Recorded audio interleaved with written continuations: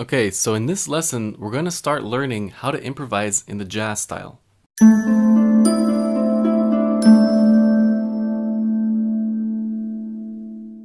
Now, before we start, I'd like to say that I don't like so much the word improvise, because when people hear the word improvise, they think that everything is improvised, and that basically we can do whatever we want. And that's of course not true, because if we're talking just about improvisation, what makes it jazz? And also, how can you tell if a certain jazz player is better than another, if all they do is only improvise? So that's why I don't like to call it improvisation, but I would prefer to call it speaking the language of jazz. Now, the reason I compare it to a language is because also in jazz you need to learn the ABCs, the grammar, and so forth. And when you speak, you use all the pre-knowledge that you know already, and you're actually doing it in real time. Because it's the same thing like I'm talking to you right now, and I had the idea of what I'm going to say to you, but I didn't know exactly how I'm going to say it. So it's the same in the jazz language, because first you need to learn the language, the rules, the phrases, the grammar. But when you play or improvise, you build your solo in real time. So of course everything is based on pre-knowledge, but still the actual way you express yourself is being done in real time. Okay, so let's dive in. As I've said in a previous lesson, there's no way you can learn jazz or improvising only through knowing certain rules, or reading books, or taking a piano course, or going to a piano teacher. The only way you can learn jazz is first of all by listening to this music. It's very important that this music will be familiar to you, so that the things we learn here will make sense to you. So under this video, I prepared for you a list of jazz musicians, which I highly recommend you listen to, even before you start learning what I'm about to teach you.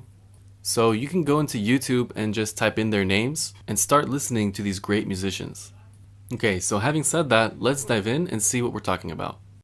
So first of all, you have to understand that when you hear a jazz improvisation or a jazz solo, you basically hear a sequence of jazz phrases. Now, there are a few kinds of jazz phrases, and when you play a jazz phrase, it has two functions.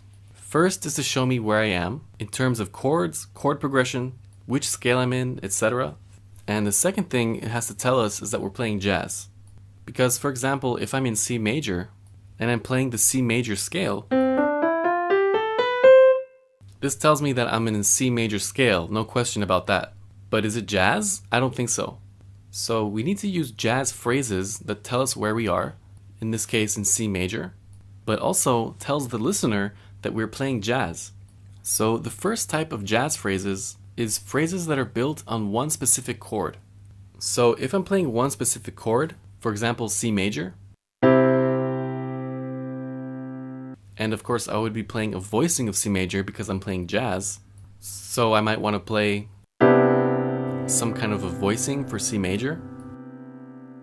And the first jazz phrase I want to show you looks a little bit like an arpeggio, and it looks like this. We start on the third degree, and then we go like this. Okay? So it starts from the third degree, then fifth degree, and then we have these two neighbor notes, which eventually go to the first degree, which is C. So we play the note that is below C, and the one that is above C, and then we go to C, and that's why I call them neighbor notes, and this is the phrase. Okay, if I add the bass, I can add the major seventh also. Not bad. Let's play it on some different keys. F major, B flat major, E flat major, A flat, etc. Another classic jazz phrase uses the chromatic scale, and it looks like this. If we're in C major, okay, so it starts on C, then it goes to E flat, and then it goes all the way through semitones until it hits the fifth degree, and there we have it.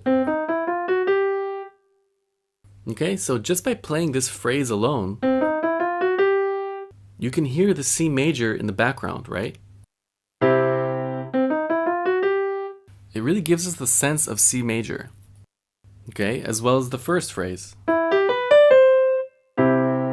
Same thing. But what's special about these phrases is that these are jazz phrases. Now, also I can combine these phrases and it would sound something like this. Now, this is improvisation, because what I did here is that I took two phrases that I know already and I connected them in a special way, and therefore I said something. Because if you play only one short phrase, it's nice, but you're still not saying much, right? But when you start to connect the phrases, this is where the magic happens. So I'll see you in the next lesson where we'll continue to talk about phrases. Hope you enjoyed, and I'll see you soon.